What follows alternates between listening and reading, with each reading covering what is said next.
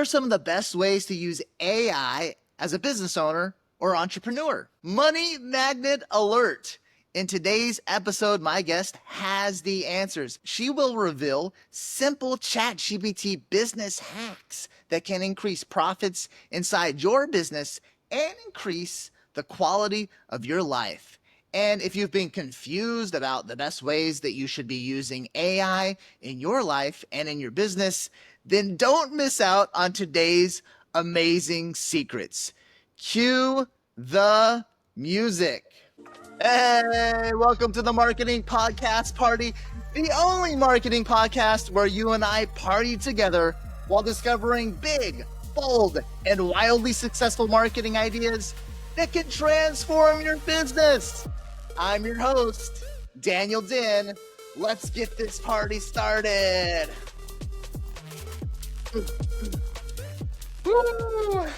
Oh man, I love that. This is gonna be a fun one. This is gonna be amazing. In today's episode, my guests and I are going to dive deep into the secrets for using AI to make your life easier and to help you grow your business. And after today's episode, if you'd like access to even more wildly successful business and marketing ideas, then I want to give you a copy of my book for free. Ideas That Influence is the name of the book, and Ideas That Influence comes with this amazing box experience. And you can get both the book and the box experience for free. You just pay shipping and handling costs. To grab your copy, just head on over to bigideasbox.com. Once again, that's bigideasbox.com for your free plus shipping copy of the Ideas That Influence book and box experience. And now it's time to introduce my very special guest. Brittany Long is an AI trainer who works with ambitious entrepreneurs to automate and scale their businesses with AI for a regret-free life. Brittany is known for her out-of-the-box thinking and pulls from her experience as an award-winning educator and copywriter to create engaging, actionable AI training and support. I am very excited to welcome to the show the amazing Brittany Long. Let's go. Thanks for having me. Woo! Brittany, thank you so much for joining us today. We are so excited to, we're going to save some time. We're going to save some money, and hopefully we're going to make a little bit of extra money in our businesses as well from these amazing ChatGPT hacks. But before we dive into that, Brittany, so can you share with us a little bit about your journey that got you to where you are today? Yeah, so I actually started my career as a teacher, and that was okay for a while. I knew it wasn't what I wanted to do the rest of my life, but I thought for now this is good. And then I had a cancer scare, and I realized, okay, this is definitely not what I want to do. I kind of always wanted to start a business, but I thought when I have time, when I retire, when blah, blah, blah. And when I kind of was face to face with the fact that, I'm not immortal, I was like, okay, maybe I need to start figuring that out sooner than later. And so that's kind of what got me into having my business. I decided I was never going to feel that regret again, where I was like, oh man, I wish I had more time, or, what if I don't have more time? And so I went into, I started kind of as a VA and then did copywriting, helped run a multi-million-dollar company while the owner took about a year off, and then left once my kiddo was born to really go from freelancing to having my own business. And then ChatGPT came on the scene. I was working as a copywriter, loved it, had a great business going, had a great thing going with that. And then ChatGPT came out and I was like, well, looks like we're going to pivot because this is going to change everything. And so pretty much it came out, I think I want to say it was like November 2021. And by December, I was like, I need to figure this out. And so I decided I'm not going to be scared of it. I won't stick my head in the sand. I'm just going to run full force with this and see what happens. Right now, you decided to ride the wave. That's amazing. And so for all of the people out there that are like, yeah, but the chat GPTs and everything, you were learning how to be this amazing copywriter. Is it really going to replace a Brittany Long and everything that goes on inside of her head when it comes to copywriting? Yeah, so I think as far as will it replace, I've already seen it replacing a lot of copywriters. A good friend of mine actually just talked about how AI basically took her job, and she was like, I have to figure out something else. And that's kind of what I saw coming down the line, especially when I started playing with it and realized it was so much better than anything else that was out there. And the speed at which it's moving, yeah, anybody that is in any kind of skill-based career, I would definitely look into using AI and integrating it in. And you can still do the things that you love. You can still do copywriting if you want, but look at how AI can help you do it faster, easier, or better, and really hone in on your skill.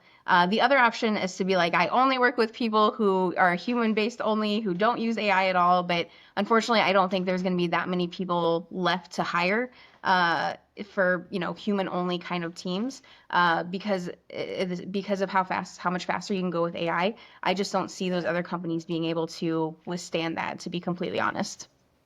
Yeah, the speed factor is huge.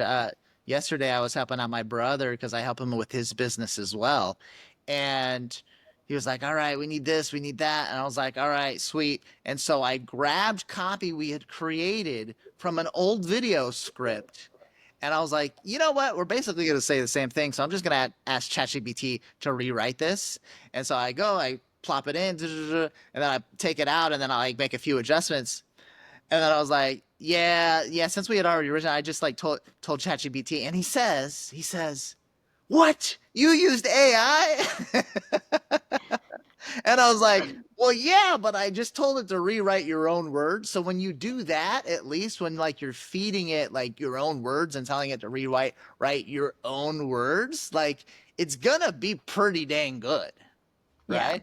That's what I encourage people to do too, because a lot of times people are like, oh, I want to repurpose it, or I want to use it for a blog post. I want to use it for this. I want to use it for that, but I don't want to get penalized by Google, by whatever social platform. And so I always tell people like start with your stuff first, your ideas. Like even do a Loom video recording or a voice note to yourself where you're just kind of talking out your thoughts on a particular topic, and then use that transcript and have ChatGPT or Claude pair with that so that it's your original thoughts, your original ideas, but then ChatGPT is just formatting it and helping it sound better. So, yeah, Yeah. that's what I always encourage people to do.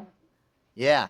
Now, to give people an idea, and yeah, it's interesting that we're tackling this so early, but I gotta ask because pre-show we were talking about some tools, and mainly we're focused on ChatGPT today, but also other AI as well, ways that we can automate our life and our business. And you gave me a list of tools that you absolutely love, and it sounded like you are using these tools every single day. What are like the main tools outside of ChatGPT that you are using? Yeah, so Artflow is one, artflow.ai. It's free to get started with.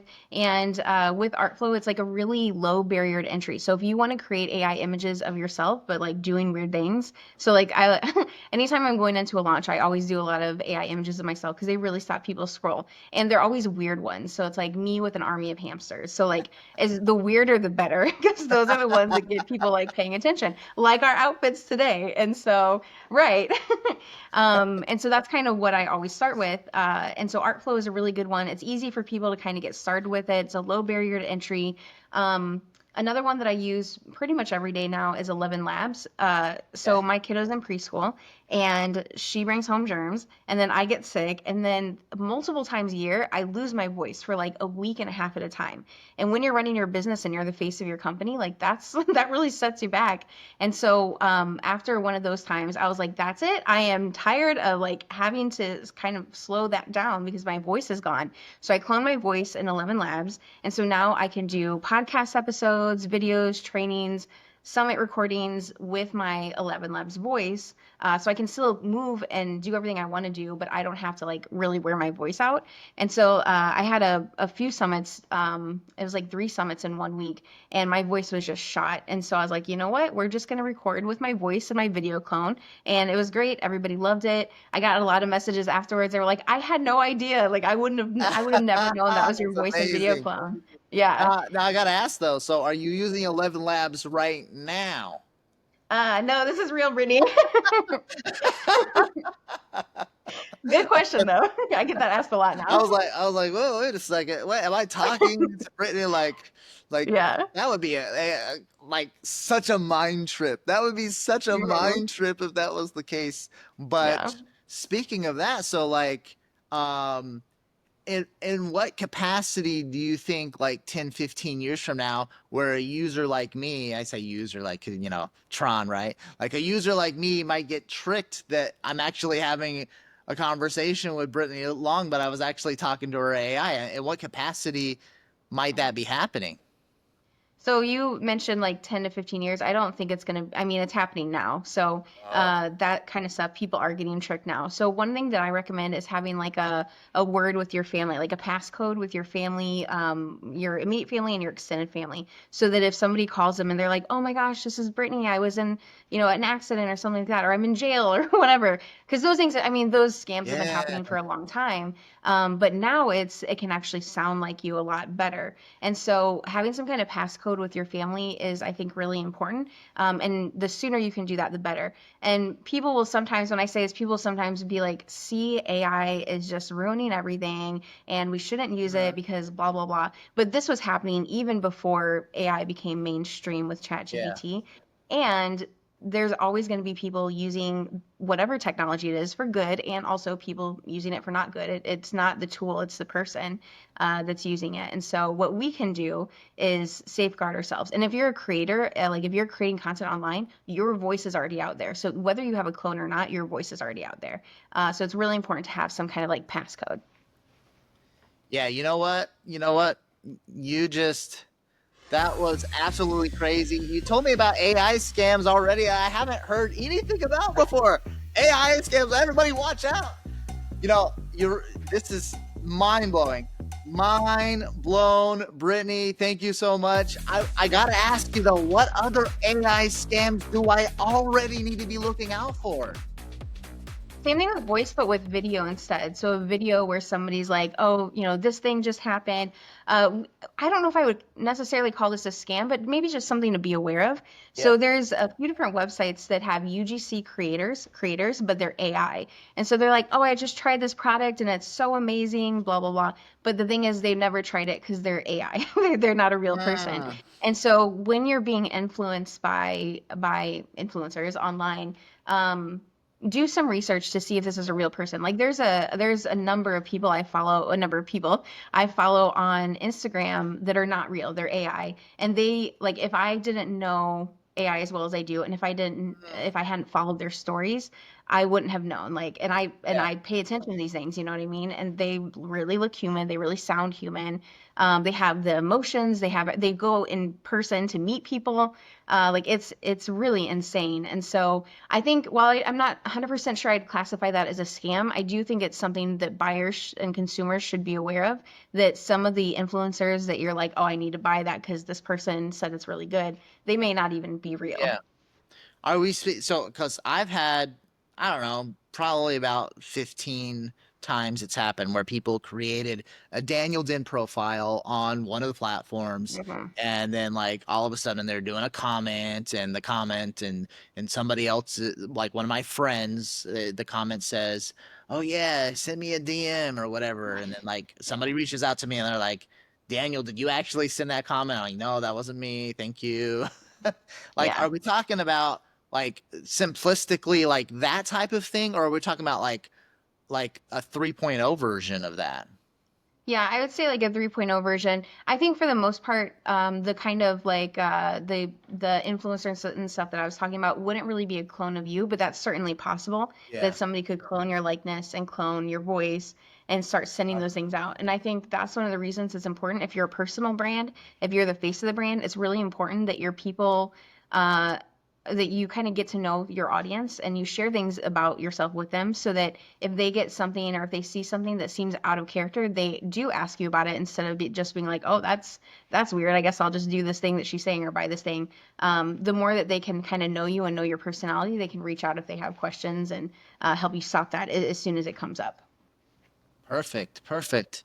Okay, well, the purpose of this episode isn't to talk about the scams, even though I had to ask. I mean, Right. that's interesting stuff. Now I know, like, All right. It's so easy for people to like pretend like they're calling as Daniel Dinn or Brittany Long or whoever it is, and they could scam my family out of tens of thousands of dollars potentially. That's a massive tip right there. Now, before we jump into the actual tips of today's episode, which, making our lives easier and growing the businesses, people are asking what's up with this gear. Like, what? And Brittany, you chose our party gear for today, and which I absolutely love. I'm like, man, this is cool. This is cool. So, what's the purpose of our party gear today? Yeah, so we have the mad scientist look. So we got, this thing going on, and mad scientist over here also. So yeah, and I mean, really with AI, it's like a lot of experimenting, and really all of us are on the cusp of something that's never happened before, and we all kind of get to experiment with it and be little mad Yeah, scientists with it. mad scientist experiments. I absolutely love it. Now, if you put those over your eyes, can Yeah. can you like actually see? What? I can, but it's really like trippy. Let me see if you can see it. So it's really Oh like yeah. kaleidoscopy. Yeah, it's pretty cool. I mean, I don't know when I'd actually ever wear it, but for right now, I love it. That's cool. It's what you Yeah. can see. You You can don't see, recommend yeah. you don't recommend driving with it. No, no, no, that'd be really trippy. That would be bad. And also That dangerous. that would don't nobody ever do that. That would be No. bad. Okay, awesome. So, all right. So we already dove into some of the tools that you're using with. You let us know that specifically every single day you're using Artflow AI to like stop the scroll, get people's attention. You're using 11 Labs a lot. Are there any other tools outside of ChatGPT that you are habitually using?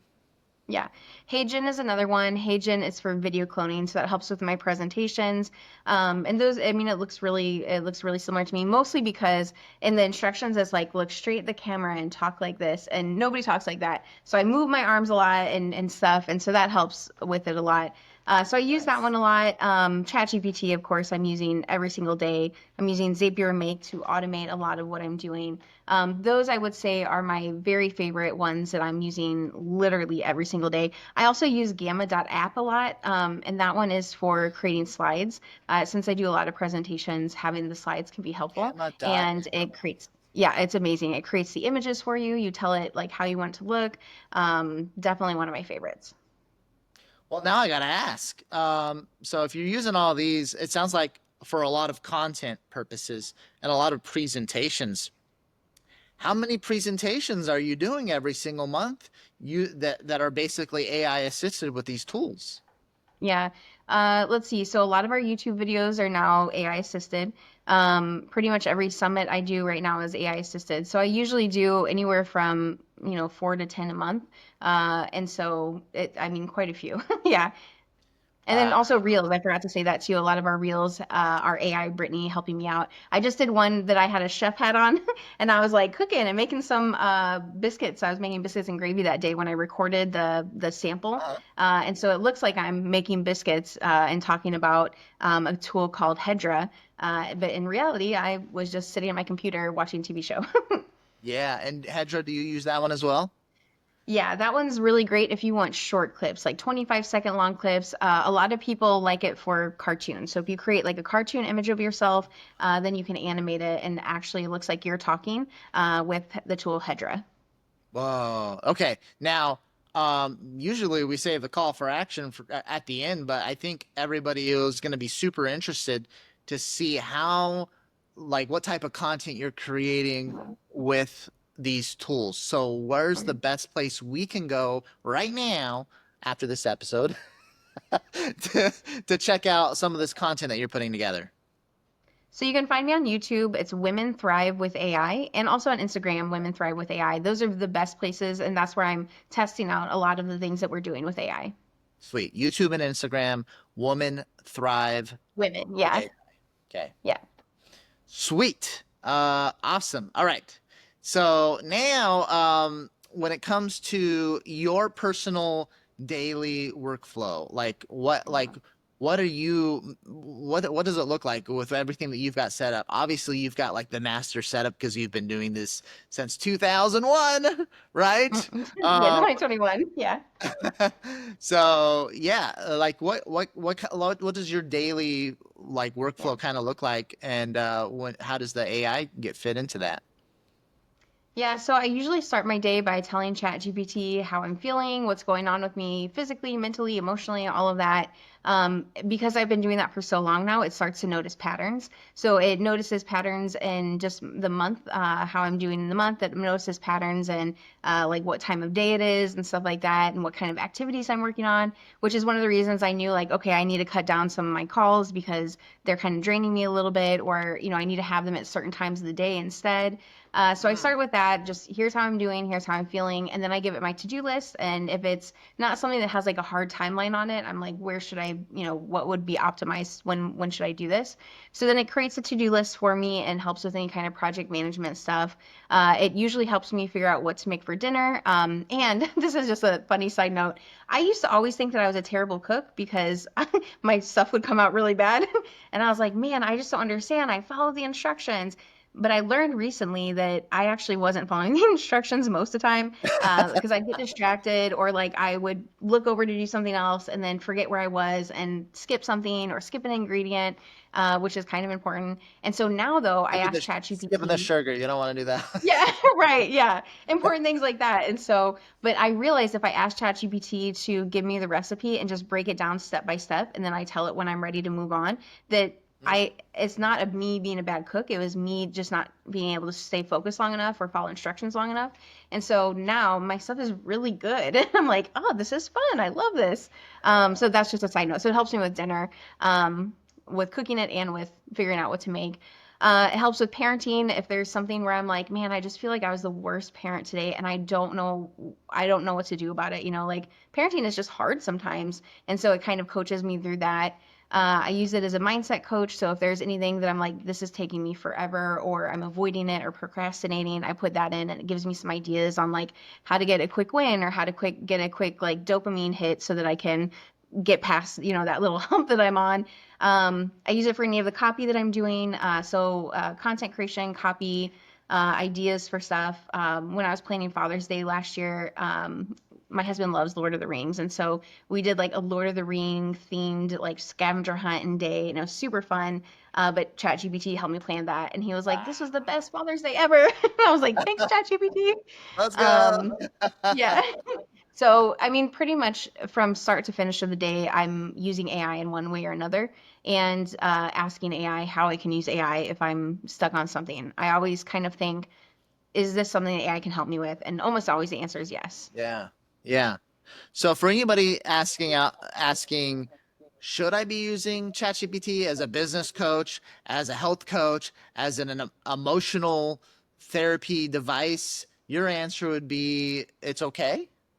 Absolutely. Yeah, absolutely. And while it might not replace therapy, if you're like, oh man, I really like there's something on my chest, or I just don't know what to do in this situation, but you don't have access to your therapist right then, like, you don't have another meeting with them for 2 weeks or a month or whatever, even going into ChatGPT and being like, hey, this is how I'm feeling. Can you help me work through this?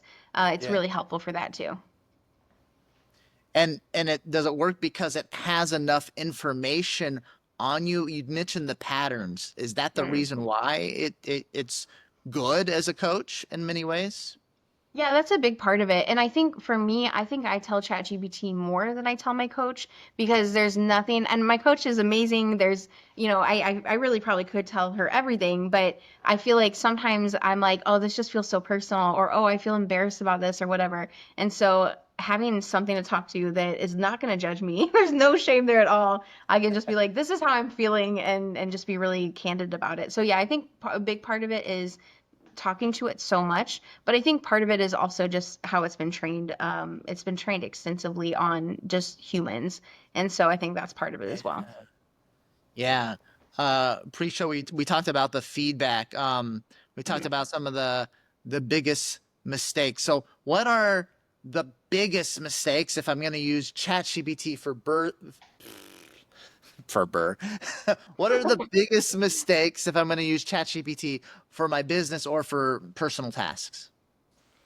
I think the biggest mistake is not giving it enough feedback. So sometimes people will be like, oh, ChatGPT doesn't work for me, or oh, Claude doesn't work for me, whatever. And usually it's because they're just putting something in and expecting to copy and paste it back, or expecting to get exactly what they're looking for the first time. And especially when you first start using it for a new task, like let's say you've never had it write a sales page for you, or you've never had it be a parent coach for you before, it's not going to understand exactly what you want unless you tell it. It's kind of like a relationship with a partner or a child or whoever. If you don't tell them what your expectation, like if they don't know your expectations, if they don't know what you like and don't like, you can't expect them to be like magically reading your mind. And it's the same thing with AI. Yeah. It can get a lot of things right, but for example, the other day I was talking to it about something, and it said, "Okay, I'm gonna go through this with you gently and something." And I was like, "Don't say that to me. Like, I just want you to do that, but I don't want you to be like, oh, I'll do this gently." I was like, I don't need you to pander to me.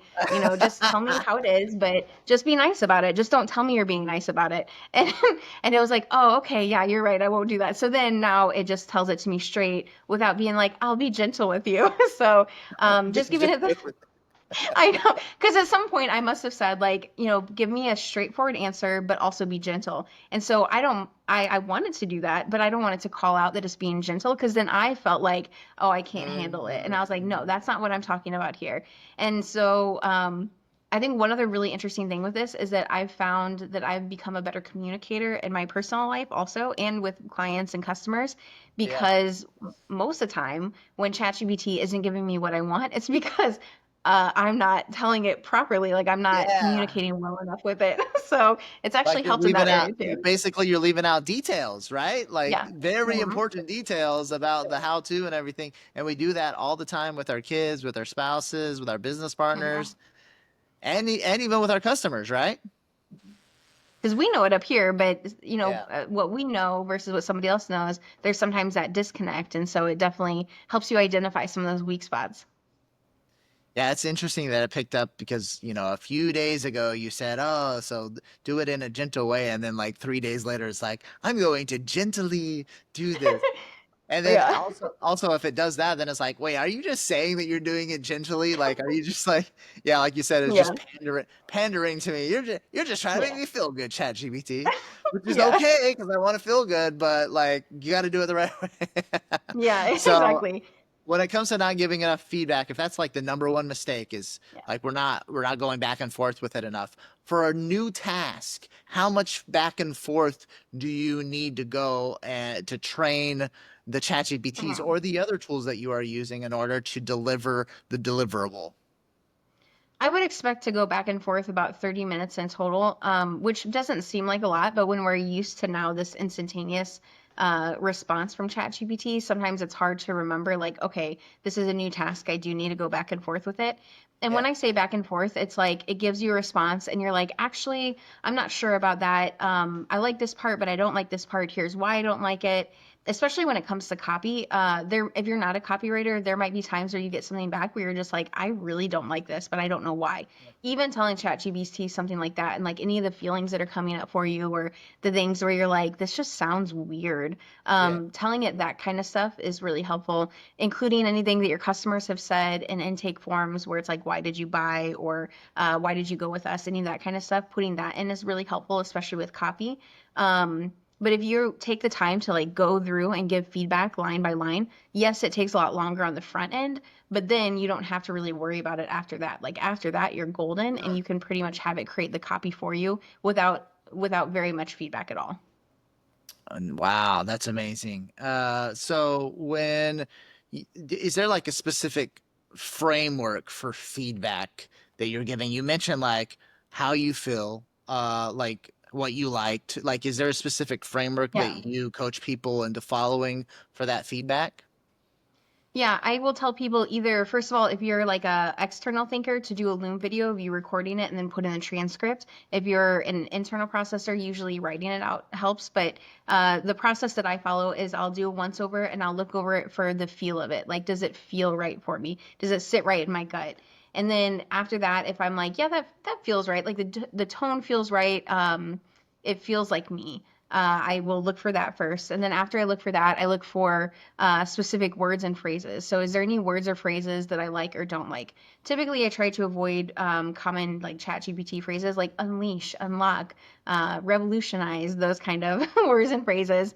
So I look through those. I'll tell it, avoid this word, avoid that word. Once I've done that, then I look through it again and I look through it for not really tone, but like cadence. So for emails, for example, I chunk mine up a lot so that they're easier to read. So I'm looking for that formatting. I guess that's the word, formatting, and cadence as well. And then once I have those things and I give feedback on those things, it's usually pretty solid. Um, what level of feedback do you need to do training the chat GPTs to humanize things better? A lot of times it'll get it pretty close on the human and the humanization part. But usually what I'll tell it if I'm like not getting what I want there, I'll say something like this.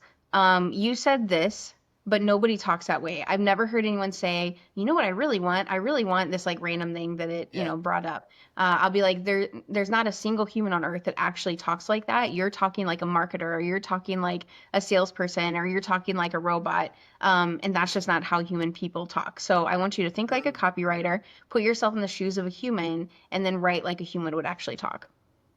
Awesome. You guys getting this? You guys seeing this? Things are heating up. Things are getting good. Things are about to get crazy. Let's go.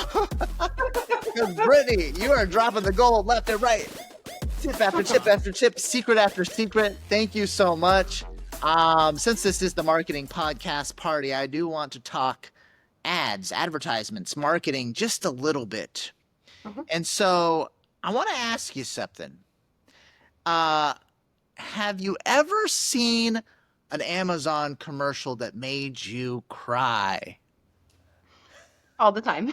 Yeah, All the they are like time. on point with that. Maybe not all the time, but I mean, I feel like anytime I do see, because we don't watch commercials a lot, but like for football season, for example, we see commercials. And so every time I see an Amazon commercial, almost every time, it makes me cry. That and Publix commercials, like they are just on it with the emotional piece of it. So what is it about the Amazon ads, like specifics that you remember from specific ads that like have gotten you emotional before? A lot of it is experiences with family, like something that they're providing, some kind of service they're providing, offer, whatever. Publix, it's a grocery store here in Florida and other places too, but Yeah. it's usually like family around a table. The ones that really get me are the ones where it's like, whew, I don't even know if I can do this. The ones where it's like, the little baby and it's so cute and so sweet, and then all of a sudden they're going to college, and I'm like, oh my gosh, and I'm so sad. And yeah, those ones every time they get me. Because you've got a 4-year-old yourself, right? I do, yep. Yeah. Hmm. So you got that connection there. I got four. I can't say little ones anymore. I've got Yeah. four of my own. But yeah, sometimes it's like, oh man, and my son, he's going off to college. He's going to UCF. So there we go. Yeah. Let's Don't watch those go. commercials. They'll get you. I'll have to avoid the Amazon commercials, but when it comes to AI, so how can we use AI when it comes to marketing? Let's say like I'm a creative marketing agency, maybe I'm helping people with their marketing in general or helping them create ads. Like, what are your best tips for that?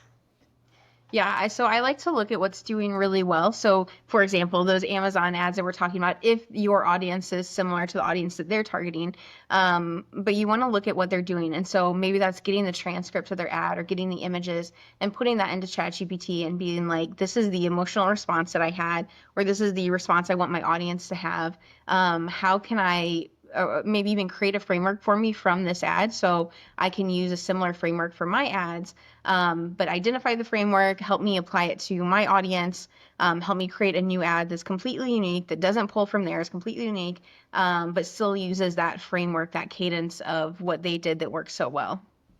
Okay, so you're going to start with the end result. You're going to say, Uh-huh. "Hey, like I'm looking for this result," which I think is mind blowing in and of itself. Like that you mentioned that because a lot of people they're going to start with, "Well, I want an ad that like promotes my product," right? Instead of saying, "Hey, I want an ad. I want a framework for something that's going to help people feel X, Y, Z and take action on one, two, three." And by the way, this is what the product is for. And by the way, here's an example. Is that kind of how you would prompt it? Yeah, absolutely. And I think you can do that. It doesn't have to just be the commercials you cry about, but you can do that same exact thing that you just mentioned with the commercials that make you laugh a lot too. I know with the Super Bowl, a lot of people want to watch the Super Bowl because of the ads that are really funny too, because they have a lot of, funny ads. And the ads are like, meh, kind of boring. Those are the ones that I never remember. It's always the ones where I'm like, crying in my cheese dip, or the ones where I'm like laughing with friends, where we have that human connection there too. And so take what you're seeing there and the things that you're feeling and the transcript if you have it, the images if you have it, and put that in and be like, how can I mimic this or how can I utilize the framework that they're using in my own advertisement? Yeah, perfect. Love that. So that's basically that's how you use it, and it's gonna like basically spit out if you prompt it with enough and give it enough stuff to work with. If you give it enough like scripts to gain inspiration from, it's gonna spit back some ideas for you, or maybe even three or four or five ideas. And then are you just gonna like take that and run with it, or are you gonna take that and then adjust it? Like, what's kind of your process with that? Really quick adjustment, just a brief look through. The name of the game, especially with AI, is speed. So if I can get it out there, test it out, see what's working and not working, I can either keep it or move on to the next one. And I think that's one of the best things that AI can do for us is provide a faster path, so that we can fail faster, we can figure out what's working and not working faster, and get to what is working as quickly as possible. Yeah, speed to market, return on investment, the fastest way possible. You were mentioning this as well previously about the type of results that you personally have been able to see, and some of your clients as well, because of AI with basically more money and more time. So, like, what kind of results have you been seeing for AI in your own business? Yeah, so we've been using AI for a while now, but this year especially, we have implemented it even more and integrated it literally to everything that we do. And so year to date, this year to date versus last year, same time, we have made almost 3 times more from last year or from this year from last year. And I have a lot more time too. I was mentioning in our pre-call that I go to the springs a few times a week now. We have these beautiful natural springs by our house. And so I go there a few times a week, and ChatGPT is working on my drive. Like it's doing deep research and stuff like that and coming up with stuff while I'm driving. And then I have it come up with stuff while I'm at the springs. I get in the water, swim around a little bit, relax. I had a squirrel that was trying to steal my lunch the other day, chase that thing off. And then I come back and ChatGPT's done a lot of the hard work and I just need to, make some tweaks and give some feedback and stuff like that. But my days are a lot less full and I'm getting to do a lot more of the I have it over there, but a lot more of the hobby stuff. So like I Yeah. want to learn how to whittle. So I got that. I got a whittling kit now. Oh So my like I'm getting gosh. to do hobbies. Yeah. Wow, if I had time for whittling, oh my goodness. Right? So like how many hours per day are you well, I mean, this is a progression because as a Yeah. copywriter, how many hours were you working? At, Yeah, so when I first got into the online business, it was so like I was literally pulling 16, 17-hour days. I actually developed type 2 diabetes. I mean, part of that was genetic, but also part of that was I just was not taking care of myself at all. Like 16, 18-hour days consistently. I remember multiple times where I'd be like trying to finish stuff for a client and I'd be in bed at 5 a.m. I hadn't fallen asleep yet because I was still working and I was like dozing off as I was finishing.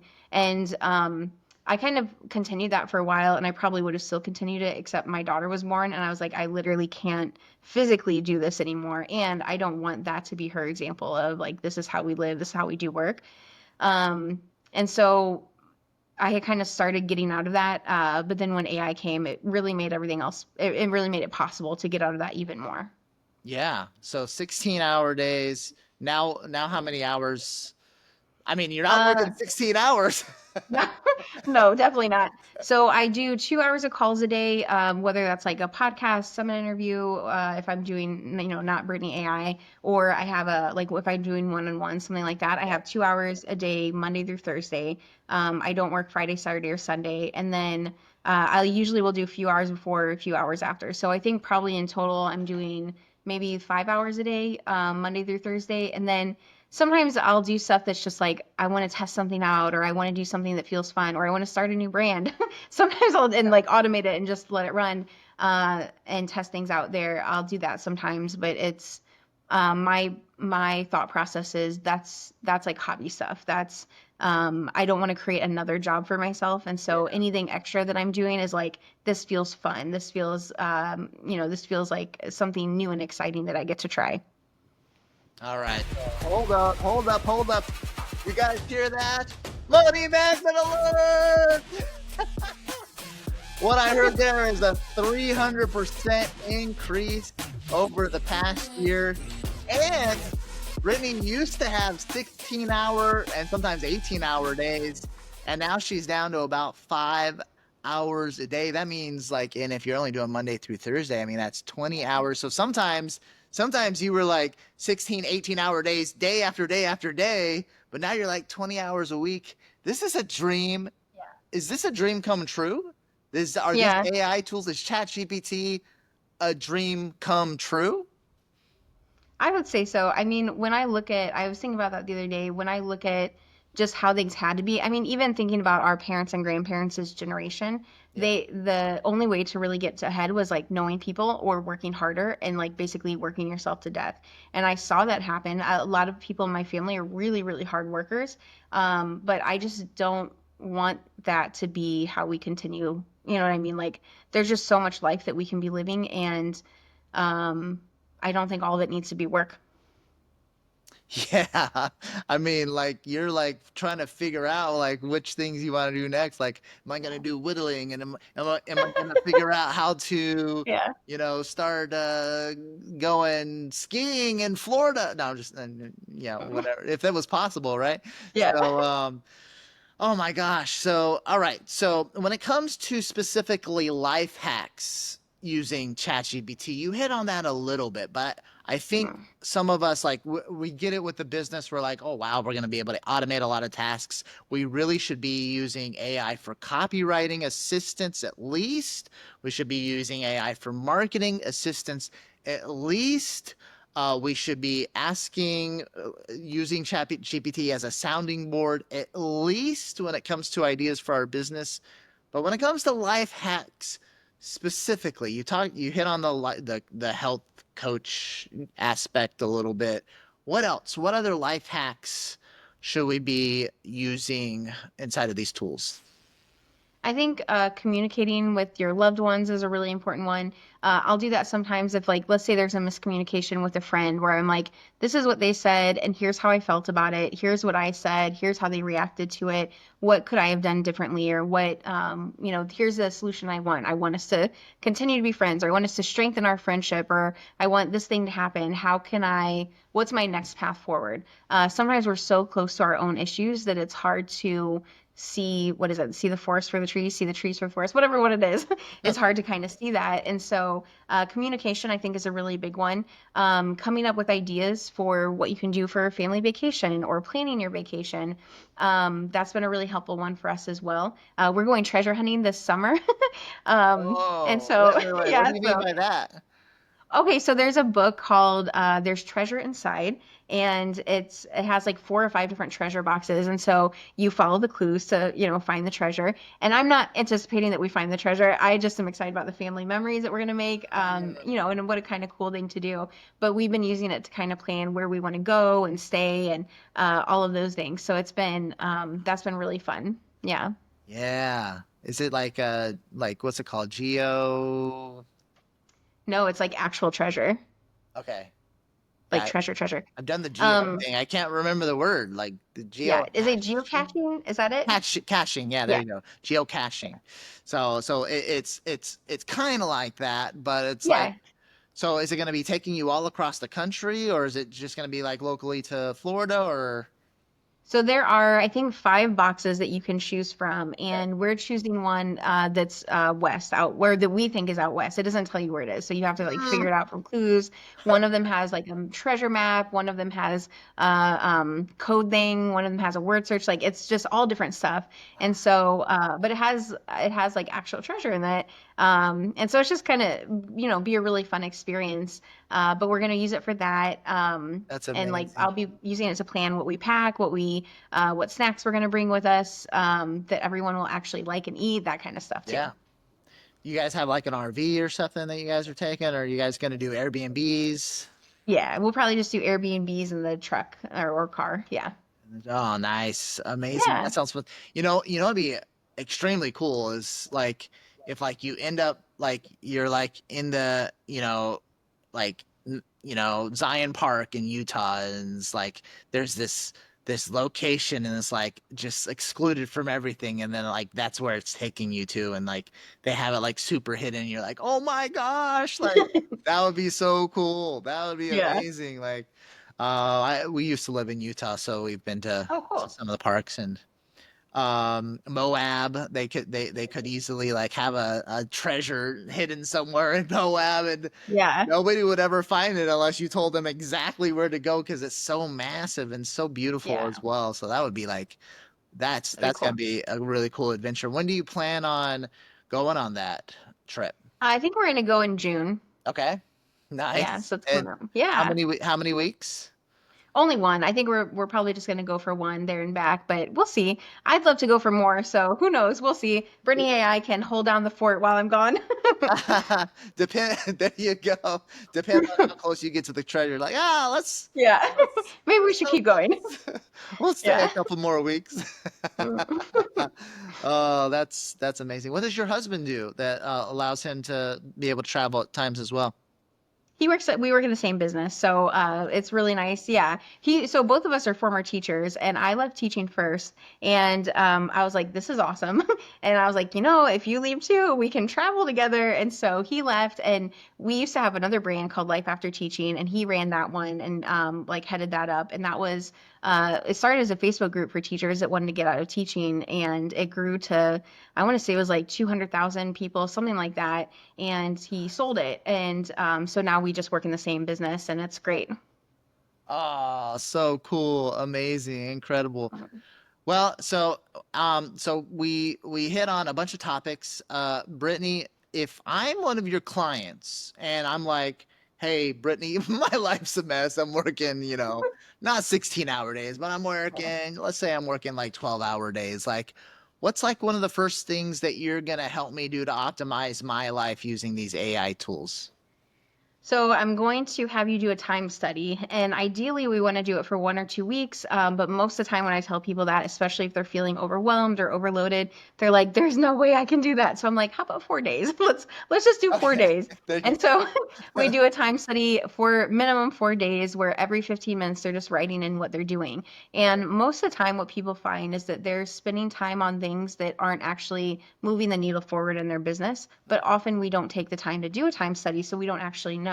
Yeah. And so this helps you get really clear on what you're doing and not doing that's moving your business. But then we put that into ChatGPT and have it identify some things that we can either delete, just cut out because it's not actually helping our business or helping our life. Yeah. Things that we can delegate, whether that's delegating to AI or delegating to a team member, and then automate. And we can use tools like Zapier, Make, Pabbly, N8N, things like that to automate some of the mundane sort of tasks. And even honestly, some of the things that aren't mundane, they're just like content creation. They just take a long time. Yeah. Yeah. What are there any commonalities when people do these time studies where they're like where you just see these patterns over and over and over again where people are wasting time basically on non-needle movers? Oh yeah. One of the biggest things we see is they're spending a lot of time on social media, and they'll be like, "Well, I got on it to reply to a client, or I got on it to make a post." But then instead of making the post, they ended up spending like 45 minutes or an hour or an hour 15 Yeah. just kind of scrolling. And so one of the things that we try to do is put in some buffer time between the first thing they're doing and the next thing they're doing, Yeah. and that seems to help a little bit too. And then we also see, okay, what boundaries or bumpers can we put around when you are on social so that you don't all of a sudden find yourself on like an hour-long time suck that doesn't actually like benefit you or your life at all. And I'm not saying never get on social or never scroll through funny videos or anything like that, but just having almost like having a budget for that. Just like how we have a Yeah. budget or like even if you're not doing a budget, but you're doing like, okay, this money's going to go here, this money's going to go here, almost like an allotment, Yeah. having an allotment in your schedule for I'm just going to scroll and mindlessly for 15 minutes here and then set the alarm so that it's like, okay, now that's done. I can move on to the next thing. And then you don't feel shame for it either because it's part of the Yeah. allotment of your day. Yeah, you can justify it that it's, it's the downtime, Yeah. it's the refreshment time. Like we got to Yeah. refresh the brain. It can't just be 100% active the whole day. We need mind numbing stuff at Yeah. times, right? But I think the problem is that a lot of times they'll feel like they're working all the time, but then when they look at the timesheet, they're like, "Oh, so I'm only actually working like three-fourths of the time that I think I am. The rest of the time, I'm trying to force myself into rest because I'm not giving myself rest." And so they're doing that mind-numbing stuff, but in a way that it just kind of expands and expands and expands because they're not actually giving themselves rest. Yeah, 100%. Any other huge time sucks that you have noted? Yeah. There are a lot of things that most people are doing that can be handed off either to AI or to a team member that a lot of times people insist on doing because either no one can do it like they can do it or they have to give feedback on it. It's going to take them just as long. But the problem with that thinking is that yeah, it might take you 10 minutes to give that feedback, or you it might take you 10 minutes to give the instructions or whatever. But that's 10 minutes one time. Like, yeah, maybe it'll take you 2 minutes to do it yourself and 10 minutes to show someone else how to do it. But then the next time you do it, that's another 10 minutes or 2 minutes of you doing it. That's another 2 minutes, another 2 minutes. And Yeah. so with you continuing to do it yourself, it really adds up. But when you actually delegate it and show somebody how to do it, give them the feedback, whether it's ChatGPT or team member, you don't have to continue doing that thing. It can actually get off your plate. And so that's another big thing I see. Beautiful. So, what about in my personal life when it comes to time sucks? I mean, you already mentioned the social media. Is there anything else Yeah. that's like, I think spending time on stuff or spending time figuring out stuff that AI can figure out for you. So like grocery list, for example. What do we need? You can even just take a picture of your shelf, your grocery shelf, your pantry, your fridge, and be like, here's what I want to have for dinner this week. What are the things that I'm missing that I need to put on my grocery list? And so then, whoa, yeah, wait, AI can whoa, do that whoa, for I you. don't know about that. I don't know about that Yeah. life hack. How do you do that one? Yeah, I mean, literally just go in, open up the fridge, take a picture, say, here's the things that I want to make this week. Or if you're like, I don't know what to make this week, take a picture of your fridge and your pantry and say, what should I make this week based only on the stuff that we have in our fridge and our pantry. And then it'll tell you, what you can make. It'll give you the recipe. And that's something that takes so long, at least for me, Yeah. it takes so long to figure those things out. And in the past, we've had so much food go bad because we forget about it or whatever. And so by doing this, you're using what you have, so you're saving some money, or only buying the things you actually need. So again, saving money and Yeah. saving time. So much time saved doing it this way. And that sounds like it would be one of the advanced versions of ChatGPT that would be able to do that for me, or a different tool. So, like, what's the most expensive ChatGPT? Yeah, the most expensive one is Pro. And so, where the thing that I just said you could actually do with Plus, but one thing you can do with Pro that I think will probably make it worth it for you in the next, like, probably 6 months, Okay. there's a tool called Operator in there. And it's in the Pro version of ChatGPT. But what you can do with it is basically say, I want to have Taco Tuesday on Tuesday. Like, here's what I want to have. Can you actually just do the grocery shopping for me? Or, put up that picture and ask it to Right. do the grocery shopping for you. And then it'll actually open up the website for you. So like Instacart, for example, or Walmart.com or whatever, it'll open that website up for you. It'll grocery shop for you, put everything that you need into cart. What? And then the only thing you have to do is you have to put in your credentials so that it can actually like check out. Yeah. And then, within a few hours, you have your groceries delivered to your door and you didn't have to do anything. That is crazy. Oh my Yeah. gosh. So you've actually done that? You've set it Yeah. up and like tested it out and it worked? Yeah. Oh Yep. my It's wild. gosh. Saves so much time, especially like I kind of like going to the grocery store. I don't like Yeah. figuring out what to get, but once I'm there, I kind of like it. But if you're like, I don't have time to go to the grocery store, I don't like going to the grocery store, using ChatGPT Pro's operator is going to save tons of time. Same thing with booking flights. If you're like, I don't want to think about this, just book a flight for me that makes the most sense based on what I like. Yeah, it's mind blowing. Chat GPT for grocery shopping Yeah. and it actually buys it for you. That is crazy. Oh my gosh. Wow. Well, you expanded my mind so much, Brittany. You opened my mind up to a world of possibilities. I've mainly been using the chat GPTs, a little bit as a copywriting assistant, and I've been using some other tools to help me with like images here and there. But compared to you, I'm maybe just barely scratching the surface, like 3% of the possibilities of what I could be doing. So thank you so much, Brittany. Where can people learn more about you and your husband's programs and ways that we can, optimize our lives? Yeah, on YouTube, Women Thrive with AI. On Instagram, Women Thrive with AI. Those are definitely the best places to go. I'm always happy to answer questions too. Brittany at Impact Driven AI. But yeah, that's the best places. Those are the best places to find me. Amazing. Thank you so much, Brittany. This was truly mind blowing, mind expanding. And with that, hey, thank you for joining us in today's episode of the Marketing Podcast Party. Please share this episode with your friends, family, and business partners. Also, remember that the party continues with your free copy of the Ideas That Influence book, an interactive box experience. I wrote both the book and created the box experience to help you with even more wildly successful marketing ideas.